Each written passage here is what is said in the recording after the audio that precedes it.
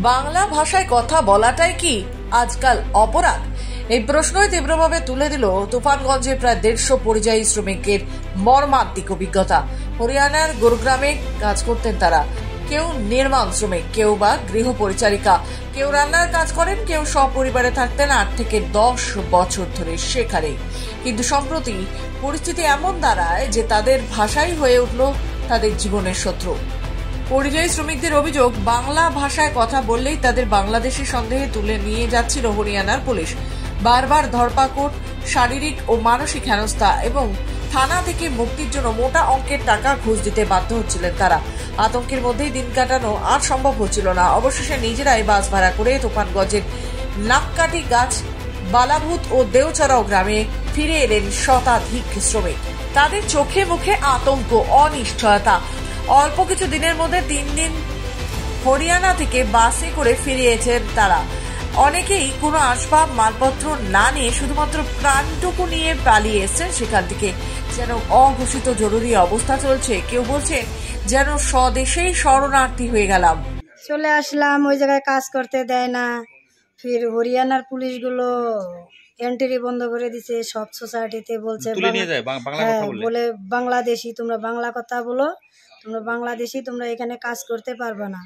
তার জন্যই এন্ট্রি বন্ধ করে দিছে সব লোকেরই।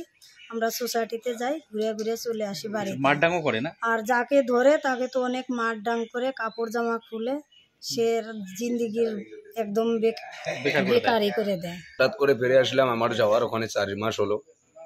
গেছি কাম করার জন্যে, কাম করতেছি। 4 মাস থাকার পরে ওখানে শুনি বাংলা ভাষা যারা বলবে তাদেরকে বাংলাদেশ, তাদেরকে পুলিশ ধরে নিয়ে যায় মারধর করে। 2 দিন পরে টাকা চায়। টাকা চাওয়ার পরে, টাকা দেওয়ার পরে তারা ছাড়াই দেয়। দেওয়ার পরে আমরা আসি। আসার পরে লোক দেখি আমাদের পাশের লোক নিয়ে গেছে আসামের। এভাবে পাশাপাশি নিয়ে গেছে। তো আমরা কিভাবে থাকতে পারি? আতঙ্ক তৈরি হয়ে গেছে আমাদের। ভয় তো আছে। পুরো মারধর করে না? পুরো মার কালা করে যায়। রাত্রেবেলা তুলে নিয়ে যায়, নিজে মারধর করে, বলে বাঙালি তোরা বাংলা ভাষায় কথা বলিস, বাড়ি চলে যায়, এটা ওটা। মানে টাকা পয়সা জরিমানা নিয়ে নেয়। টাকাও নিয়ে নেয় না? হ্যাঁ।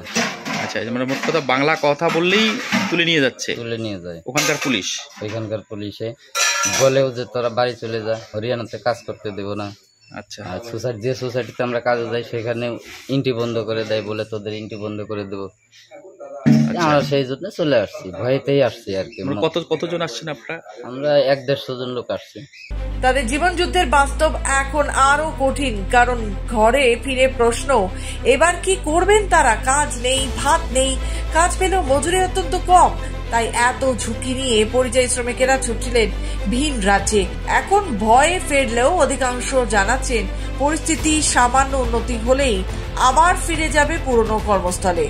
হরিয়ানার বাঙালিদের ওপর এই নিপীড়নের ঘটনায় রাজ্য রাজনীতিও সরগরম। প্রশ্ন উঠছে, ভাষার কারণে এইভাবে হেনস্থার শিকার হওয়া কি একটি যুক্তরাষ্ট্রে মেনে নেওয়া যায়? শুধু ভাষার কারণে মানুষকে বিদেশি বলে চিহ্নিত করা কি আদৌ ন্যায়সঙ্গত?